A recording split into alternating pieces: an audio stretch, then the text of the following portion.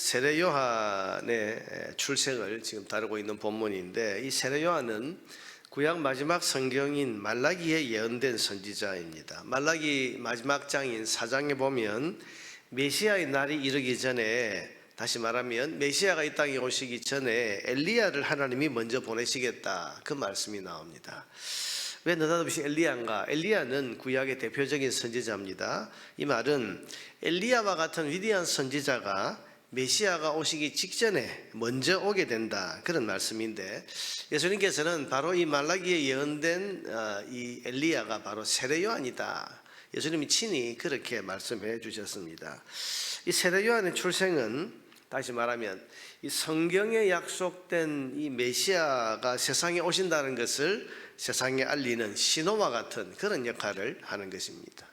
그래서 사람들은 메시아가 오시기 직전에 엘리야가 먼저 오겠다, 이 말씀을 늘 마음에 새기고, 그래서 엘리야와 같은 위대한 선지자가 먼저 온 이후에 이제 메시아가 오실 것이다 그랬는데, 오늘 이 누가복음을 기록하고 있는 누가는 바로 이 세례 요한의 출생을 아주 중요하게 길게 다루고 있으면서 바로 이 예수님이 오시기 직전에 태어난 세례 요한이 엘리야다, 이 말은 그 뒤에 오시는 예수님이 성경에 약속된 메시아이시다, 이것을 지금 강조하고 있는 것입니다.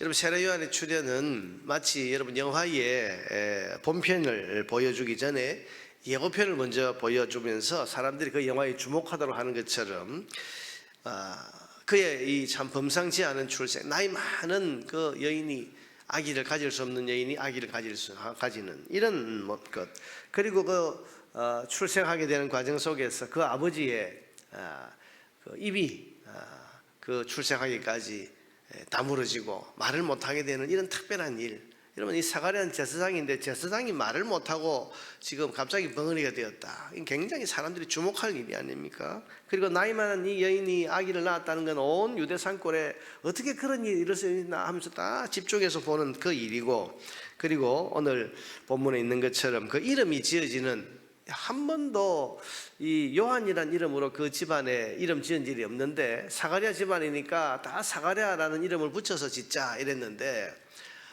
이름을 요한이라고 지어야 된다. 아버지에게 물어보자 했더니 말을 못하는 사가랴가 서판에다가 이름을 요한이라고 적어라. 자, 여러분, 이게 온 그 유대 산골에 그야말로 그 화제 뉴스와 같이, 요즘 같은 여러분 많은 사건들이 있는데도 뭐 특별한 일이 있으면 주목합니다만은, 예전같이 이렇게 특별한 일이 별로 없고 또 사람이 그렇게 많이 살지 않은 그 시대에 이런 특별한 일이 연속해서 그 사가랴 집안에서 일어나는 것을 보면서 사람들이 거기에다 주목을 하면서 이 뭔가 특별한 일이 일어나고 있다, 이것을 지금 사람들이 예감하는 것 아니겠습니까? 여러분, 65절과 66절을 보세요.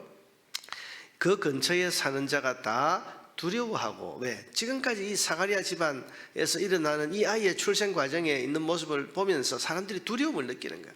그리고 이 모든 말이 온 유대 산골에 두루 퍼짐에 듣는 사람이 다 이 말을 마음에 두며 이르되, 이 아이가 장차 어찌 될까 하니 이는 주의 손이 그와 함께 하심이라라. 이 세례 요한의 출생이라고 하는 것이 많은 사람들, 유대 산골에 사는 많은 사람들의 이목을 집중시키는 그런 일이 되면서, 도대체 지금 우리 가운데 무슨 일이 일어나고 있는가, 특별한 일이 일어나고 있는데 이 일이 어떤 일인가 하는 그런 주목과 관심을 지금 받게 하고 있는 것입니다. 그리고 이어지는 67절부터 나오는 이 아버지 사가랴의 찬양은 그 일어나는 특별한 일이 다른 일이 아니라 하나님이 우리를 구원하시는 구원의 일이라는 것을 알려줍니다. 68절부터 보면, 찬송하리로다 주 이스라엘의 하나님이여 그 백성을 돌보사 속량하시며 우리를 위하여 구원의 뿔을 그 종 다윗의 집에 일으키시라. 이 일이 바로 구원의 일이 일어나고 있다, 이 말을 하면서 71절에 우리 원수에게서와 우리를 미워하는 모든 자의 손에서 구원하시는 일이다, 이 일은 바로 구원의 일이 일어나고 있는 것이다, 이렇게 지금 사람들에게 이 특별한 일이 일어나고 있는 것에 대한 그 핵심을 설명을 하고 있는 겁니다.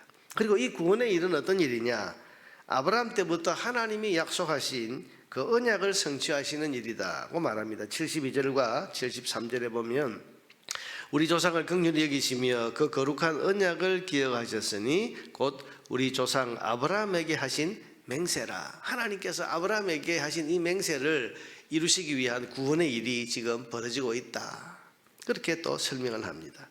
그리고 무엇보다 중요한 것은 하나님의 이 구원은 죄 용서함을 통해 이루어지는 구원이라는 사실도 밝혀줍니다. 76절 77절에 보면 이하여 내가 지극히 높으신 이의 선지자라 일컬음을 받고 주 앞에 앞서가서 그 길을 준비하여 주의 백성에게 무엇을 알게 한다? 그 죄 사함으로 말미암는 구원을 알게 하리니.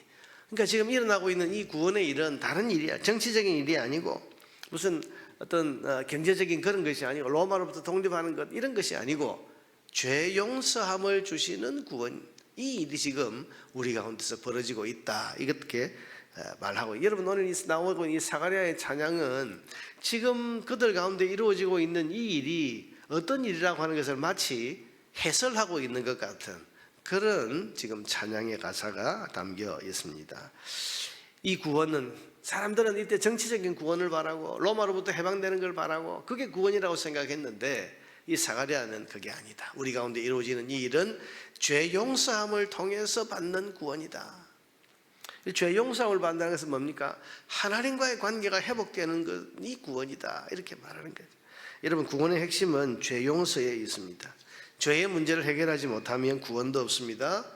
사실은 이스라엘이 회복되는 것도 군사력이나 정치적인 힘이 아니라 죄 용서함을 받아서 하나님과의 관계가 회복이 되어야 이게 이루어지는 것이고, 사람이 죽음과 고통에서 벗어나서 사단의 정도로 사는 데서 구원받는 것도 죄 문제가 하나님 앞에서 해결되고 용서함을 받아야, 그래야 이루어질 수가 있는 것입니다. 여러분 우리의 모든 삶의 문제는 죄 용서함, 죄 용서를 받는 데 있고, 죄의 용서는 다시 말하면 하나님과의 관계, 해결될 수 없었던, 회복될 수 없었던 하나님과의 관계가 다시 회복되는, 여기서부터 우리의 모든 구원이 이루어진다. 우리의 영원한 구원도 그렇고 우리 삶에서 이런저런 겪고 있는 문제들에 대한 그 문제들 속에서 우리가 구원의 은혜를 입는 것도 마찬가지고, 이것은 하나님과의 관계가 회복되는 여기에서부터 시작이 될 수 있는 것입니다. 78절과 79절은 그 구원이 어떤 것이냐, 구원이 무엇인지를 설명해 주는데 이렇게 말합니다.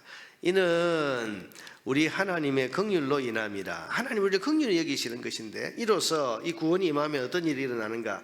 돋는 해가 위로부터 우리에게 임하여 어둠과 죽음의 그늘에 앉은 자에게 비치고 우리 발을 평강의 길로 인도하시리로다. 구원이 뭐라고요? 돋는 해가 위로부터 우리에게 환하게 비추어졌어. 어두움과 죽음의 그늘에 앉아있는 사람들에게 그 환한 빛이 비치게 되어서 우리의 발을 평강의 길로 인도하신다. 이게 구원이라는 거예요. 어두움과 죽음에 앉아있는 사람들, 여러분 그래서 온 세상 사람들은 어두움과 죽음의 그늘에 앉아서 어디로 가야 될지, 무엇을 해야 될지를 알지 못하는 캄캄한 가운데 있는데, 이 구원이 임하면 돋는 해가 우리 머리 위에 환하게 떠올라서 온 사방천지가 다 보여서 어디로 가야 살 길인지, 어디로 가야 평강할 길인지 이게 보이도록 그렇게 해서 우리를 평강의 길, 샬롬의 길로 인도해 주시는 것이 구원이다. 이렇게 지금 설명하고 있는 것입니다. 이 구원을 이루신 분이 바로 세례요한 뒤에 오셔서 우리를 구원하신 예수 그리스도이십니다. 이 예수께서 우리를 어떻게 구원하십니까? 우리가 아는 대로 자기 자신을 심판의 대속물로 십자가에 내어주심으로써 우리 죄가 하나님 앞에 다 용서함 받게 하셔서 우리에게 돋는 해가 머리 위에 떠올라서 우리의 나아갈 구원의 길이 뭔지, 평강의 길이 뭔지, 이 샬롬의 길로 나아가는 것이 무엇인지를 우리에게 보여줘서 우리가 그 길로 나아가도록 인도해 주신 이것이 바로 예수님께서 우리에게 이루신 구원이라는 사실을 믿으시기를 바랍니다. 우리는 이제 또 성탄절을 이렇게 또 맞이하게 되었습니다. 이 날을 앞두고 우리는 주님 오신 이것이 무엇을 위해서냐, 우리가 성탄의 기쁨을 이렇게 만끽하고 성탄의 기쁨 함께 나누지만 이 성탄의 기쁨의 핵심이 뭡니까? 죄사함을 통해서 우리의 구원을 이루시고 죄사함을 통해서 하나님과의 관계를 완전하게 회복시켜 주셔서 우리로 하여금 돋는 해가 떠올라서 사망과 죽음의 그늘에 앉아있던 우리가 평강의 길로 나아가게 된 이것이 예수님께서 이 땅에 오셔서 이루신 구원이다. 이 사실을 우리가 다시 주목해서 보아야 할 것입니다. 여러분, 일이 일어나고 있는데 이 일이 어떤 일인지를 모르면 안 됩니다. 그런데 오늘 사가랴 이 찬양을 통해서 이 일이 어떤 일이라는 것을 분명하게 보여주십니다. 구원을 이루시는 일이다. 그리고 아브라함 때부터 약속하신, 하나님이 약속하신 그 구원이다. 이 구원은 죄 용서함을 통해서 하나님과 관계가 회복되는 그런 구원이고, 이 구원이 임하면 돋는 해가 떠올라서 환하게 비추어서 평강의 길로 샬롬으로 인도하는 것처럼 우리를 그렇게 인도하신 것이 예수님의 구원이다. 이렇게 지금 설명하고 가르쳐주고 있는 겁니다. 이 성탄의 의미를 우리 다시 한번 마음에 깊이 새겨야 할 것입니다. 우리가 모르는 것이 아니죠. 알고 있습니다만은, 그러나 아무 생각 없이, 혹은 또 이 의미를 깊이 생각하지 않고 그저 분위기에 편승해서 그냥 성탄이 기쁘다, 즐겁다, 아니면 이런 의미를 마음에 깊이 새기지 못하고 마음에 아무런 감동 없이, 기쁨과 감사 없이 그렇게 무덤덤하게 형식적으로 이 성탄절을 맞이할 수도 있습니다. 오늘 아침에 주신 이 말씀을 우리가 다시 한번 마음에 깊이 새기고, 예수님이 이 땅에 오셔서 이루신 구원이 무엇인가, 그 구원의 은혜를 입어서 내가 샬롬, 하나님과 관계 회복되고 평강으로 나아가는 이런 은혜를 입게 되었다는 사실을 다시 한번 마음에 깊이 새기면서 성탄의 주님을 진정으로 감사하고 찬양할 수 있는 그런 성탄절을 맞이하는 저와 여러분 되기를 주의 이름으로 축원합니다.